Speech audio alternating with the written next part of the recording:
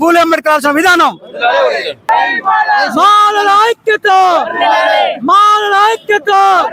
జై భీమ్ జై భీమ్ వర్గీకరణ వద్దు వర్గీకరణ వద్దు. ఈరోజు సుప్రీంకోర్టు వర్గీకరణ చేయమని ఇచ్చినటువంటి తీర్పుకు వ్యతిరేకంగా ఢిల్లీలో బీఎస్పీ ఆధ్వర్యంలో మరియు అదేవిధంగా చంద్రశేఖర్ ఆజాద్ మరియు పాస్వాన్ వీళ్ళందరూ కలిసి అన్ని పార్టీలు పెద్ద ఎత్తున వర్గీకరణకు వ్యతిరేకంగా ఢిల్లీ జంతర్ మంతర్ దగ్గర ఈరోజు నిరసన కార్యక్రమం తెలియజేయడం జరుగుతూ ఉంది. దళితులను విభజించవద్దు, దళితులను విభజించేటటువంటి హక్కు ఏ కోర్టులకు కానీ ప్రభుత్వాలకు కానీ లేదు అని చెప్పి ఈరోజు దళితులు దేశవ్యాప్తంగా ఉద్యమించడం జరుగుతూ ఉంది. దానికి మద్దతుగా ఇవాళ తెలంగాణ రాష్ట్రంలో అదేవిధంగా ఆంధ్రప్రదేశ్ రాష్ట్రంలో యావత్ భారతదేశంలో అన్ని రాష్ట్రాల్లో దళితులు అంబేద్కర్ విగ్రహాల దగ్గర కలెక్టరేట్ల దగ్గర నిరసన కార్యక్రమం తెలియజేయడం జరుగుతూ ఉంది.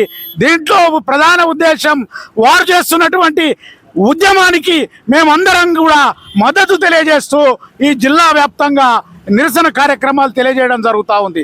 ఇక్కడ సూర్యాపేట జిల్లాలో కూడా మాలలు వర్గీకరణకు వ్యతిరేకంగా మేము ఉద్యమిస్తూ ఉన్నాం. ఇక ముందు వర్గీకరణకు వ్యతిరేకంగా ఎలాంటి ఉద్యమాలకైనా కూడా త్యాగాలకైనా కూడా మేమంతా కూడా ఈ సూర్యాపేట వ్యాప్తంగా సూర్యాపేట జిల్లాలో సంసిద్ధమై ఉన్నాం, ఐక్యంగా ఉన్నాం. మాలలం ఖచ్చితంగా అంబేద్కర్ సాధించినటువంటి రిజర్వేషన్ను విభజించకుండా అడ్డుకొని తీరుతాం, మా ప్రాణాలైనా అడ్డంగా పెట్టి మేము అడ్డుకొని తీరుతామని చెప్పి ఈ సందర్భంగా తెలియజేస్తూ దీనికి మేము భవిష్యత్తులో కూడా ఉద్యమం చేయడానికి సిద్ధంగా ఉన్నామని చెప్పి తెలియజేస్తా ఉన్నాను. భారత రాజ్యాంగంలో 341, 342 చట్టం ప్రకారంగా ఎస్సీ ఎస్టీలను గ్రూపులుగా విభజించడం కానీ వాటిని ఎట్టి పరిస్థితుల్లో కూడా వాటిని ముట్టుకోవడానికి వీల్లేదు. అది ఏదైనా చేయాలనుకున్నట్టుకుంటే పార్లమెంటుకు మాత్రమే అధికారం ఉన్నది. ఆ పార్లమెంట్లో ఇవాళ 400 మంది ఎంపీలు ఉన్నప్పటికి కూడా అది సాధ్యం కాని పరిస్థితిలో ఈ రోజున స్పష్టమైనటువంటి నిర్ణయాలు కలిగి ఉన్నాయి. కానీ కేవలం రాజకీయాల కోసం ఎస్సీ ఎస్టీల యొక్క జీవితాలతో చెలగాటమాడుతూ వాళ్ళ జీవితాలను పణంగా పెట్టుకొని ఓటు రాజకీయం కోసం మోడీ చేసినటువంటి ప్రయత్నంలో భాగంగానే ఇవాళ క్రిమిలేర్ అనే పద్ధతిని తీసుకురావడం జరిగింది. ఈ క్రిమిలేర్ అనేటువంటి ఎంత ప్రమాదకరమైందంటే ఆర్టికల్ 15, 16 4 ప్రకారంగా ఒక కులం కనుక ఒక ఇంట్లో ఒక ఉద్యోగి కనుక చేసినట్టుకుంటే, ప్రభుత్వ ఉద్యోగం పొందినట్టుకుంటే, సంక్షేమ పథకాలు పొందినట్టుకుంటే ఆ కుటుంబానికి ఎటువంటి సంక్షేమ పథకాలు కానీ ఎటువంటి ఉద్యోగం కానీ రానివ్వకుండా చేయాలనేటువంటి కుట్రలో భాగంగా మోడీ చేసినటువంటి కేవలం కుట్ర భాగంగానే ఈ రోజున సుప్రీంకోర్టు తీర్పు ఇవ్వడం జరిగింది. 7 జడ్జిలలో ఒక మహిళా జడ్జి మాత్రం చాలా స్పష్టంగా చెప్పింది, ఇది వర్గీకరణకు సంబంధించిన విషయం కాదు, ఈ వర్గీకరణ అనేటువంటి అంశాన్ని ఇక్కడ చర్చించడానికి వీల్లేదు, ఇది పార్లమెంటుకు మాత్రమే అధికారం ఉన్నదని చెప్పిన ఆమె చెప్పిన మేరకు కేవలం కొద్దిమంది వ్యక్తులు, అంటే ఇవాళ చరిత్రాత్మకమైన అంశాలు కనుక తీసుకున్నట్టుకుంటే కోరేగాంలో జరిగినటువంటి పీసీఆర్ బ్రాహ్మణులను 500 మంది 2500 మంది సైన్యాన్ని తెగనరికిన చరిత్ర కలిగినటువంటి మాలల యొక్క ఉద్యమ రూపాన్ని, ఉద్యమ చరిత్రను కలిగినటువంటి వీళ్లను ఎట్టి పరిస్థితులు అణగదొక్కాలనే కుట్రలో భాగంగానే ఇవాళ మాలలకు వ్యతిరేకంగా తీర్పునిచ్చి భారత రాజ్యాంగాన్ని అవమానపరిచే విధంగా ఇవాళ సుప్రీంకోర్టు తీసుకున్న నిర్ణయం ఈ రాజ్యాంగ వ్యతిరేకమైన నిర్ణయంగా మేమందరం కూడా భావిస్తూ ఉన్నాం. తర్వాత ఇంకొక ముఖ్యమైన విషయం ఏంటంటే ఇవాళ కేంద్ర రాష్ట్ర ప్రభుత్వాల్లో ఉన్నటువంటి ఎస్సీ ఎస్టీ బీసీ మైనారిటీ వర్గాల వారు చాలా పగడబందిగా చాలా స్పష్టంగా చెప్తా ఉన్నారు, ఇవాళ వర్గీకరణ అనేటువంటిది బీసీల్లో కానీ ఎస్సీల్లో కానీ చేయడానికి వీలేదు. ఎందుకంటే ఇది కేవలం సాంఘికపరమైన అంశాలతో ఇచ్చినటువంటి చట్టం. అది 341, 342 ఆర్టికల్ ప్రకారంగా అస్పృశ్యం తొలగించడం కోసం కల్పించిన చట్టమే తప్ప ఇది గ్రూపులుగా ఆర్థికపరమైన అంశాన్ని కొలమానకంగా పెట్టాల్సిన అవసరం లేదు. అందుకనే మండల్ కమిషన్లో బీసీల యొక్క సమస్యలు వచ్చినప్పుడు బీసీలు కూడా వర్గీకరణ చేయడానికి వీలేదు, గ్రూపులుగా విభజించడానికి వీలేదని చెప్పి చాలా స్పష్టంగా చెప్పడం జరిగింది.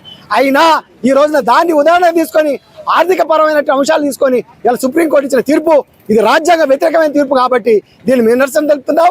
దీనిపైన ఇప్పటికీ 450 కేసులకు పైగా అన్ని దేశాల నుండి, అన్ని రాష్ట్రాల నుండి కేసులు వేయడం జరిగింది. దాంట్లో భాగంగానే ఆంధ్ర నుంచి 15 కేసులు, తెలంగాణ నుంచి ఒక 4 కేసులు ఈ రాష్ట్రాల నుండి వేయడం జరిగింది. ఇంకొక విషయం ఏంటంటే అది న్యాయపరమైన అంశం. ఈ న్యాయపరమైన అంశం పోరాటంలో మనం అందరం కూడా నిరసన తెలపాలి. వాళ్ళకి సంబంధించినటువంటి ఇవాళ కేంద్ర ప్రభుత్వంలో ఉండేటువంటి 11 మంది ఎంపీలు ఒక బయటకు వచ్చేసి వాళ్ళందరూ కూడా నిర్ణయం తీసుకున్నారు. కేంద్ర స్థాయిలో జరుగుతున్న నిర్ణయాలకు అనుగుణంగానే కింది స్థాయిలో మనం అందరం కూడా కలిసి పనిచేయాలి తప్ప కేంద్ర నిర్ణయానికి వ్యతిరేకంగా మనం ఇక్కడ చేసినటువంటి ఇది మన ఒంటరి పోరాటం అవుతుంది, ఇది మనం ఒకళ్ళమే చేసినటువంటి అవుతుంది తప్ప ఇది జాతీయ స్థాయిలో జరిగినటువంటి ఉద్యమానికి సహకరించే విధంగా ఉండదని చెప్పని తెలియపరుస్తూ ఇవాళ జాతీయ పరంగా ఉన్నటువంటి అంశాన్ని మాత్రమే తీసుకోవాలి తప్ప జాతిని వదిలిపెట్టి ఇది ఎందుకంటే ఇవాళ గతంలో జరిగినటువంటి రాష్ట్రానికి పరిమితమైనటువంటి 69 జీవోలు కేవలం చంద్రబాబు నాయుడు ఇచ్చిన జీవోలు అవి 99 నాటికి పూర్తిగా ఈ రాష్ట్రంలో మరి సుప్రీంకోర్టు దాకా పోయిన తర్వాత 2004లో వచ్చిన జడ్జిమెంట్ తోటి వర్గీకరణ చేయడానికి అవకాశం లేదు. కాబట్టి ఇవాళ వర్గీకరణ ఉన్నది అని చెప్తూ వర్గీకరణ సమస్య కాదు, ఇది క్రిమిలేర్ సమస్య. మరొకసారి చెప్పదలుచుకున్నా ఇది క్రిమిలేర్ సమస్య.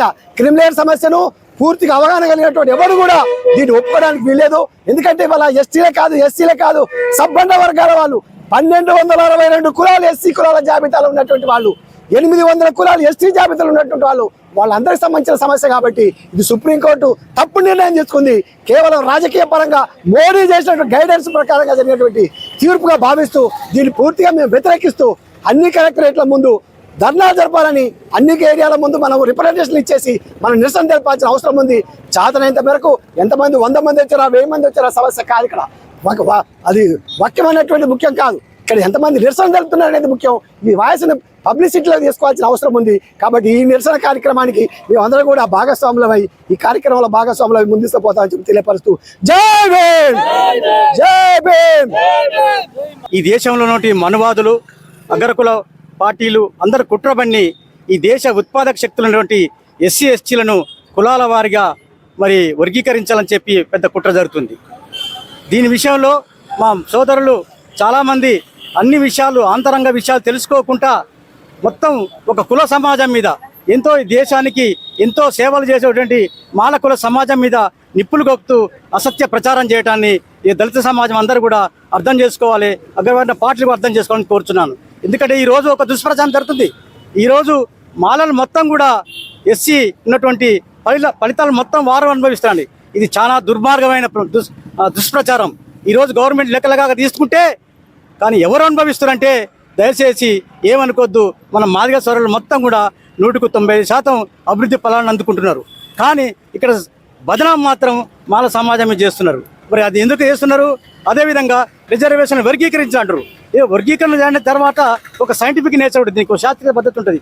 ఎలా వర్గీకరిస్తారు మీరు? 24 సంవత్సరాల ఫలితాలు మాకు 25,000 ఉద్యోగాలు వచ్చాయని చెప్పి గొప్పగా చెప్తున్నారు మన మందకృష్ణ గారు.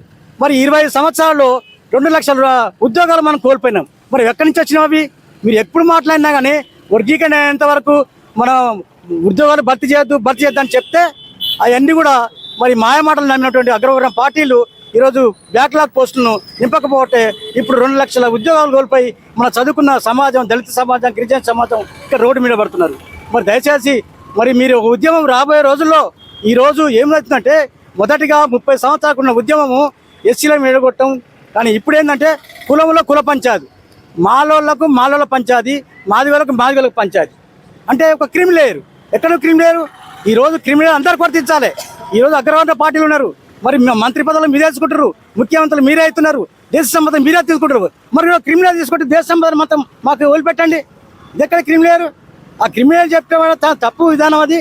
దీని అంతా కూడా సుప్రీంకోర్టు, గౌరవ సుప్రీంకోర్టు ఇచ్చిన తీర్పు కాదు, అది ఓన్లీ సజెషన్స్. ఆ సజెషన్సే తీర్పుగా చెప్పుకుంటారు మన వాళ్ళు. అంటే ఈ విధంగా ఆలోచించి చెప్తారు. అంటే దీనికి మా యొక్క సూచన అంటే దళిత సమాజం తరఫున వర్గీకరణ ద్వారా మనకు ఎలాంటి పరిష్కారం దొరకదు. ఎవరైతే వెనుకబడిన కులాలు ఉన్నారో ఎస్సీలు కానీ, బీసీలు కానీ, ఎస్టీలు కానీ వాళ్ళకు ఒక ప్రత్యేక కార్యాచరణ చేయండి. ఈరోజు 59 కులాలలో లెక్కేసుకుంటే కేవలం 10 కులాలు కూడా మనకు కనపడవు. మిగతా 50 కులాలందరూ కూడా దేశం మీద సంచలనాలు అయితే ఉంటారు. వాళ్ళు బడికి పోరు, ఎక్కడ లేరు, అభివృద్ధి లేరు వాళ్ళు. మరి వాళ్ళందరినీ తీసుకొచ్చి హాస్టల్లో చేర్పించి, కాలేజీ చేర్పించే బాధ్యత ప్రభుత్వాలు ఉంది. కానీ మాకు లేదు కదా బాధ్యత. కాబట్టి ఎవరైతే వెనకబడిన కులాలు ఉన్నారో వాళ్ళందరూ అభివృద్ధి తీసుకోవాలంటే ఒక ప్రత్యేక కార్యాచరణ చేయండి. ఈరోజు మనం ఒక సామాజిక రుగ్మతల మీద ప్రభుత్వం, కేంద్ర ప్రభుత్వం ప్రత్యేక కార్యాచరణ చేస్తుంది. ఈరోజు ఒక ఎయిడ్స్ వ్యాధి ఉంది, ఎయిడ్స్ కంట్రోల్ బోర్డు పెట్టారు, ఫ్యామిలీ ప్లానింగ్ దానికో ఫ్యామిలీ ప్లానింగ్ పెట్టారు. ఇవన్నీ ఏదైతుందో ఇది కూడా ఒక సామాజిక రుగ్మతే. వాళ్ళందరూ దేశం సంచారాలే తిరుగుతున్నారు. వాళ్ళందరూ ఏ కులాలు గుర్తించండి మీరు. అటువంటి గుర్తించిన కులాలు తీసుకొచ్చి వాళ్ళకి విద్యా అవకాశాలు, హాస్టల్ అడ్మిషన్లు ఇస్తే వాళ్ళు చదువుకుంటారు, వాళ్ళు ఉద్యోగ పరంగా ముందుకు వస్తారు. కానీ మొత్తం ఉద్యోగాలు వీళ్ళే తింటారు అంటే ఎక్కడ తింటారు? ఇక్కడ ఉన్నత శ్రేణి డిపార్ట్మెంట్లో ఈ రోజు వరకు కూడా ఉద్యోగాలు నింపలేదు. గ్రూప్ 1లో ఎంత నింపారు? గ్రూప్ 1లో 15% మీకు నింపింది, ఒక 7% మాత్రం నింపారు. గ్రూప్ 2 ఎంతమంది నింపారు? ఒక 8%. ఏమైనా 15% ఇంప్లిమెంట్ అయిందంటే లాస్ట్ గ్రేడ్ అటెండర్లు, గ్రేడ్ 1 లాస్ట్ గ్రేడ్ సర్వీస్లో 15% ఫుల్ఫిల్ అయినాయి. మిగతా ఉద్యోగాలు కూడా ఫుల్ఫిల్ కాలే. మరి రిజర్వేషన్ 15% మనం ఇంప్లిమెంట్ కాకుండా మా సోదరుడు మరి చేసే మందకృష్ణ గారు ఆలోచించాలి. మందకృష్ణ దయచేసి మీకు నేను విజ్ఞప్తి చేస్తున్నా, మీరు రాబోయే తరంలో రిజర్వేషన్ల వ్యతిరేక ఉద్యమానికి మీరు నాయకత్వం వహించబోతున్నారు. రాబోయే తరంలో రిజర్వేషన్లు పోతుంటాయి. కాబట్టి మీరందరూ కూడా మనందరం కలిసి పనిచేయాలి. మనం పెరిగిన జనాభా ప్రకారం రిజర్వేషన్ పెంచుకోవాలి. మరి ఆ విధంగా మనం ముందుకొచ్చి ప్రైవేట్ రంగంలో రిజర్వేషన్ తీసుకోవడానికి మరి మాలమాడు దళిత సమాజం చేసే ఒక పోరాటాలకు మీరు కూడా మాదిగ సోదరులు, విజ్ఞానవంతులు, మేధావులు కలిసి రావని చెప్పి ఈరోజు తీసుకున్నాం. ఈరోజు ఎస్సీ వర్గీకరణకు వ్యతిరేకంగా న్యూఢిల్లీలో మాయావతి గారు, బహుజన్ సమాజ్ పార్టీ న్యాయవతి గారు, సమాజ్వాదీ పార్టీ మన అఖిలేష్ యాదవ్ గారు, బీఎంఆర్పీ నాయకులు ఎంపీ ఆజాద్ చంద్రశేఖర్ గారు, అలాగే ఎన్నో అంబేద్కర్ సంఘాలు, ఎస్సీఎస్ సంఘాలు దీనికి వ్యతిరేకంగా ఢిల్లీలో పెద్ద ప్రోగ్రాం చేస్తున్నారు. దానికి అందరం కూడా మద్దతుగా తెలంగాణ రాష్ట్ర వ్యాప్తంగా, ఆంధ్రప్రదేశ్ రాష్ట్ర వ్యాప్తంగా మరి ఎస్సీ వర్గీకరణ పోరాట సమితి ద్వారా అందరం ఐక్యమై వాళ్ళకి మద్దతు ఇస్తూ అంబేద్కర్ విగ్రహాల దగ్గర నిరసన కార్యక్రమం చేస్తున్నాం. అందరూ కూడా ఈ సమాజాన్ని అధ్యక్షించి రేవంత్ రెడ్డి గారు మీరు వర్గీకరణ విషయం మర్చిపోయి ప్రత్యేక కార్యాచరణ చేసి వెనుకబడిన కులాలకు మీరు ఏ విధంగా చేస్తారో మీరు కార్యాచరణ తప్పించి వర్గీకరణ అంశం ముందుకు రావద్దని చెప్పి దయచేసి ముఖ్యమంత్రి గారు వినిస్తూ జై భీమ్, జై భారత్, జై తెలంగాణ.